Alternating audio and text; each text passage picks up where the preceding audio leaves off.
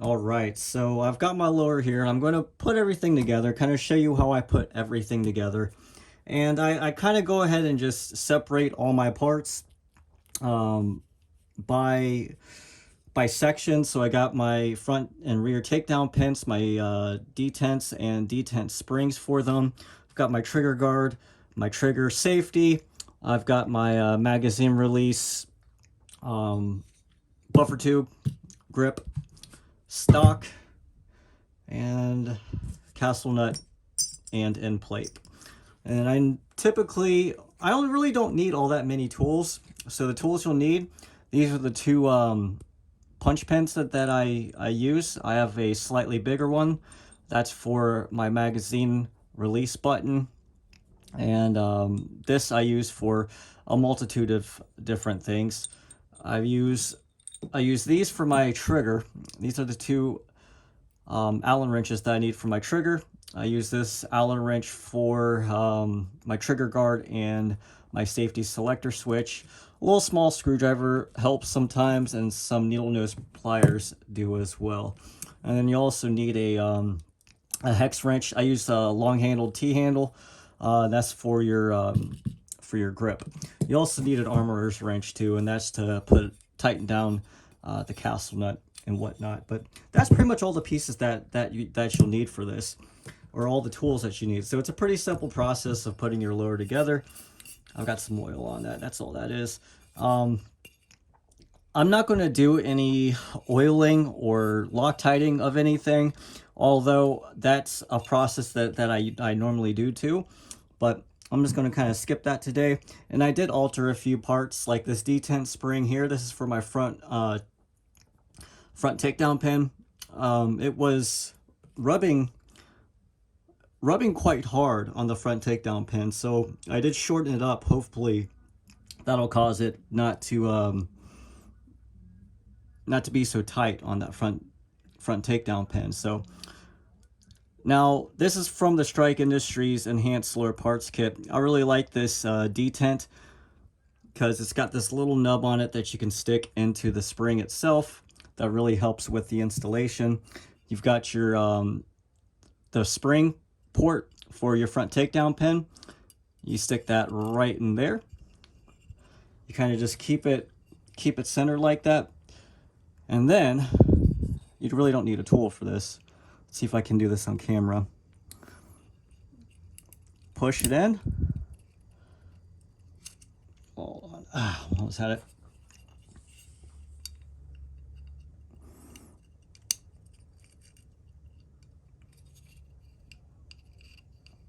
I can typically do this in one shot, but it's not as easy to do on camera.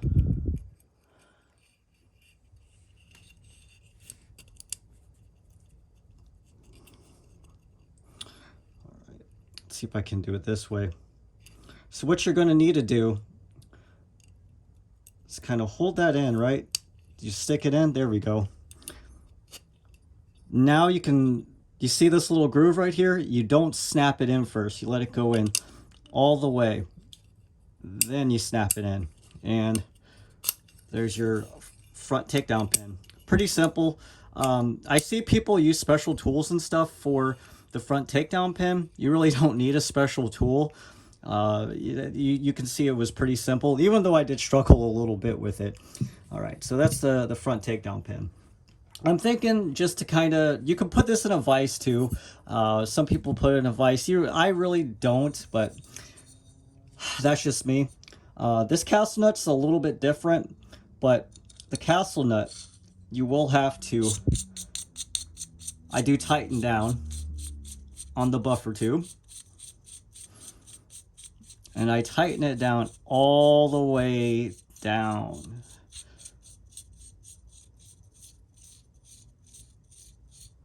And sometimes I'll even, you can kind of see I've oiled the threads, and what that does is cause it from not binding up. And I've never actually had a castle nut back out on me. And this is a Fortis K1 end plate and castle nut that goes together. And you'll see that it has this little groove, and it has a groove on the bottom. That does have to be lined up, right? So you have to line that up. so that meets in the middle.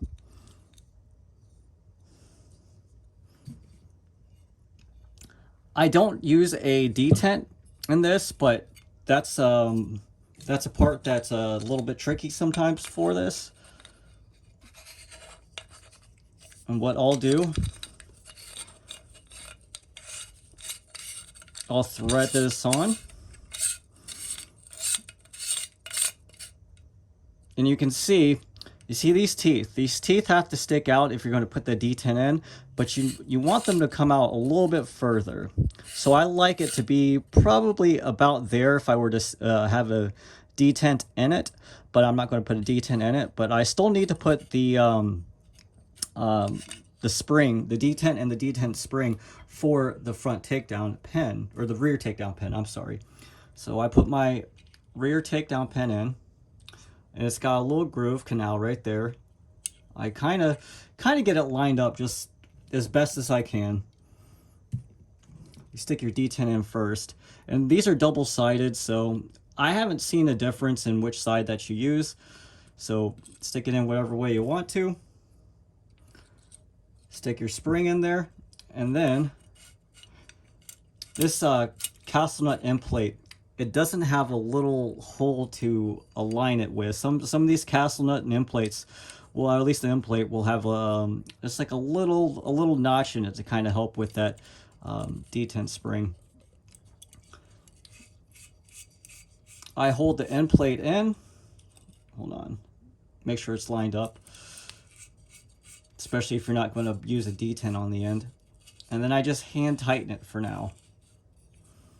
I'll make sure everything is lined up still. All right. I'll make sure my rear takedown pin is locked in and everything. It is locked in, so we're good to go. I take my armorer's wrench, and this is for your castle nut. You have one little nub on your armorer's wrench. You find that, and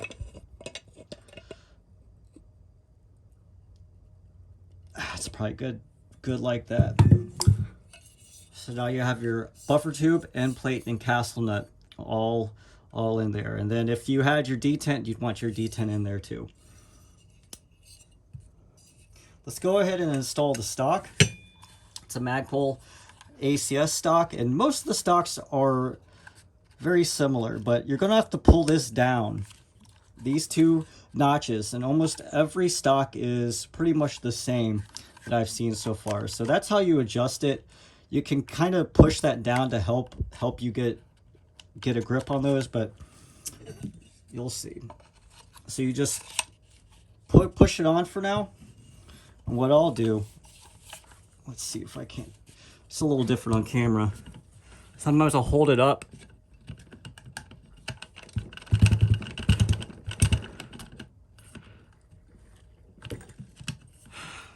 Hurts my hand a little bit. Hold on. All right.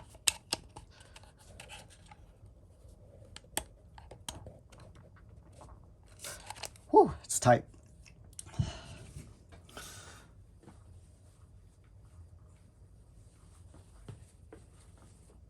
Spring's a little stiff in there, so hold on.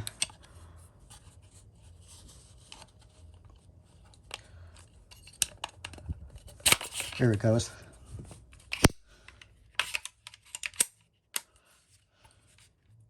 Now your stock's installed.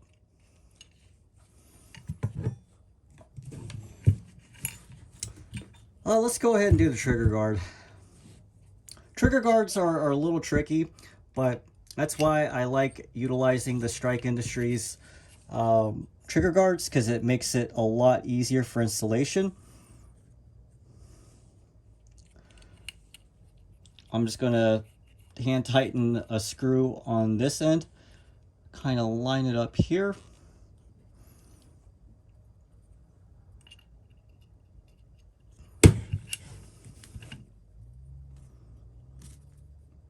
It's a little different to do on camera, I ain't gonna lie. I don't normally do this stuff on camera, but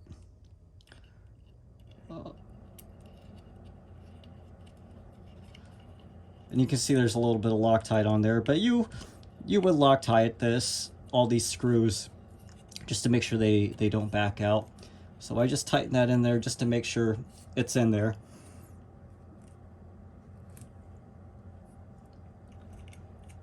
And then you've got, this is normally where your roll pin goes, right here. And this will hinge, so on your normal trigger guard, it will hinge, so if you're shooting gloved and stuff, you can open up the trigger guard so you can, it doesn't crowd the finger well and stuff.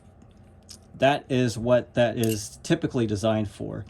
But Strike Industries has made it so it has 3 of these same size screws that go in, and I believe that installation for this trigger guard is really easy because it gets rid of that annoying roll pin.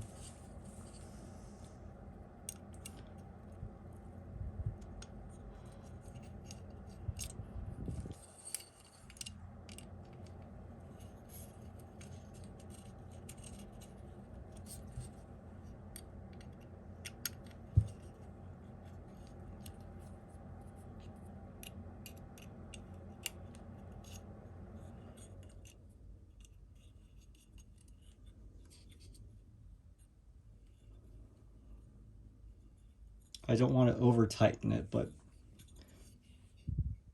there it is. All right. So trigger guard is on.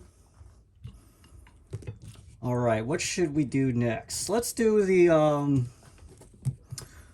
safety selector switch and the grip. So if you have an ambidextrous one, you kind of have to decide if you want it a 45-90 or a 60-90 or just a 90 degree throw safety. But a lot of times your safety will go in from the left side, from this side here. So that's how I always take it out. And let's see, what did I have this on? Actually, I think I want to turn this around. I think this was, I want this a 60-90, because this Strike Industries can be set as a 60-90. So I had it at a 90, just a regular 90 degree throw safety. So I'm going to put it in the opposite way, because I believe that's the way the 60-90 degree throw should be. And you technically don't have to put your other side in yet, so I won't. I was doing the grip. Let's do the grip. All right. So with this, I want to put it on. I want to put it on fire because I know fire is going to work. And then you have another detent. And I've got the detent spring already in the grip itself. So all grips are going to have this little hole in the grip. It makes it pretty easy. And you just line it up and just kind of put it right there.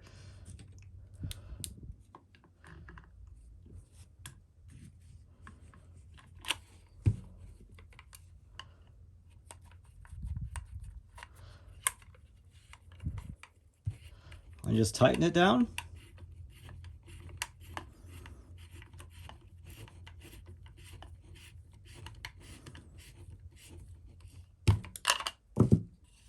And there we go.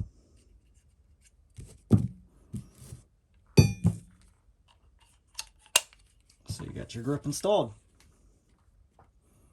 I'd say it's coming together. It looks pretty good. Don't know about the end plate, but at least you can see the castle nut is gray now.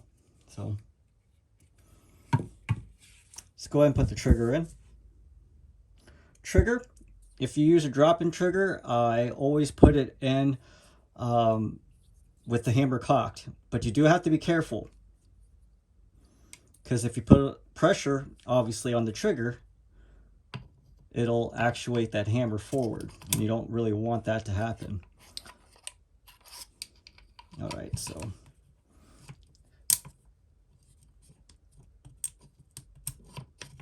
I may have done this incorrectly. That's okay though.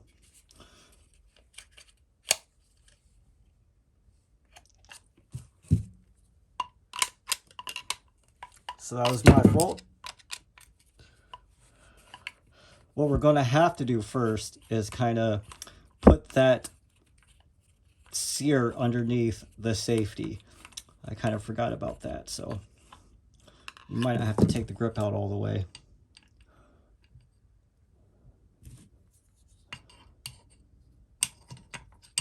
It's a little different doing this on camera, I ain't gonna lie. All right. There we go. Where's that detent? Get back in there.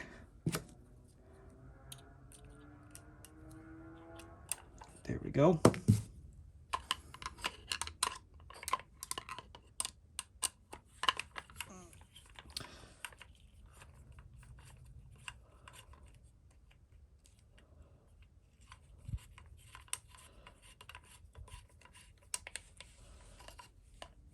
Yep, we're good now.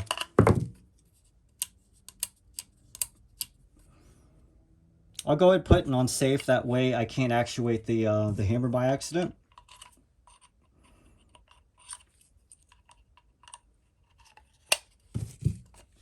All right, and then you have a set of anti-rotation, anti-walk pins.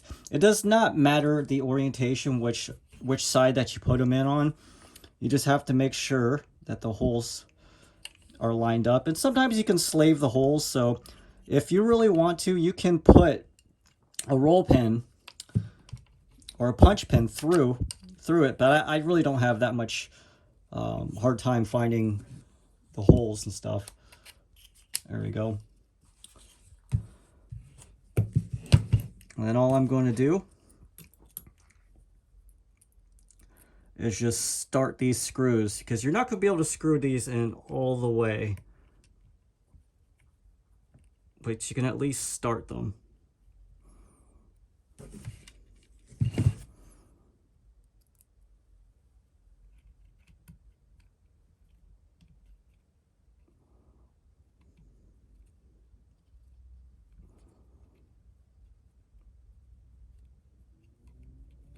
All right, so now with the anti-rotation, anti-walk pins, you're going to have to hold one side with the Allen wrenches, and then to tighten them, you want to roll the others. It's a little bit hard.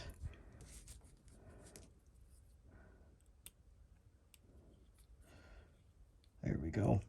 There it's nice and tight.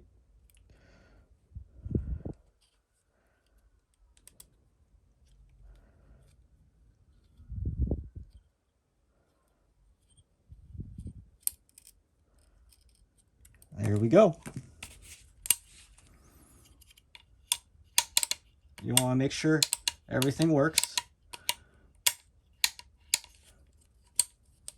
So you function check everything. Everything seems to be in working order. I'm going to go ahead and install the other side of my safety selector switch. So most ambidextrous safety selector switches are set up this way. I think Radian has a different style, but most of your mid-tier ambidextrous safeties are set up this way. And there we go. And all we have left is the magazine catch. All right. And this one's a little bit different. This one's an ambidextrous one, but so there's just a little bit more to it than normal. But you stick it in. Take your spring, stick your spring in, right? And then you have your button. And make sure this button has to have this screw hole lined up on top. So what I'm going to do to get it started is hold down this button and start screwing it in. Did I get started? I didn't get started. All right, so this is where the other punch pin comes in handy. Make sure that's on the spring.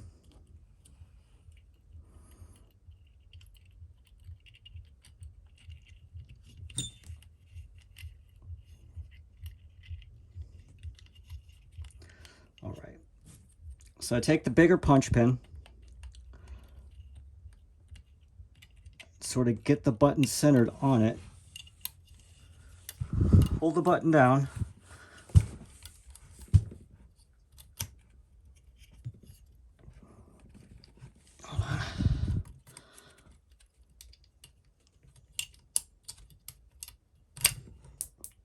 and lost the button. All right.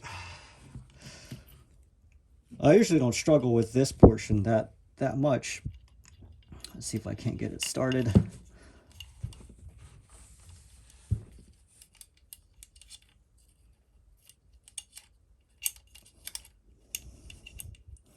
All right, I at least got it started. It's a lot easier to get it started and then do it how I did. So you can get it started. And you don't have to tighten it down all the way. That's actually probably good. And I got a little extra extended tab, right? You got a little dovetail on there. And a screw.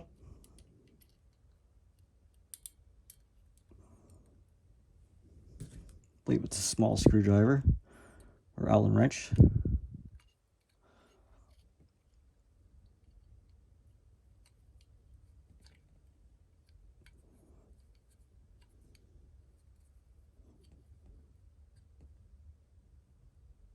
And there we go.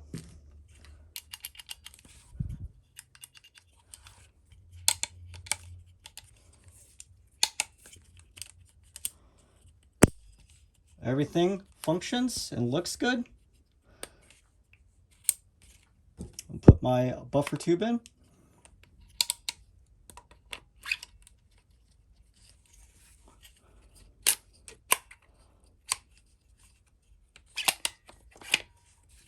There we are. And your lower is built. So the lower is probably one of the easiest processes to do for the AR15 platform, but I'd say so far I'm pretty happy about how it looks. I can typically build a lower from scratch in like 10 minutes, but I gotta say, doing it on camera is a lot different, and I'm going to probably tell you that building the uppers, it's probably going to take me longer to build my upper than it normally does too, just because of I want to get everything on camera, and I'm kind of looking through the camera instead of actually looking at the lower, you know, I'm looking at it through screen. So getting all the screws and stuff lined up isn't as easy as it normally would be, but that's how the lower is going to end up looking. And I kind of like it's got that blued finish, because the blue anodizing I think goes pretty well with the gray. And then this is the Magpul Stealth Gray, and I don't know, I'm curious to see how this is going to look when it's all said and done. So I think it's going to look pretty good. But that's how you build an AR15 lower.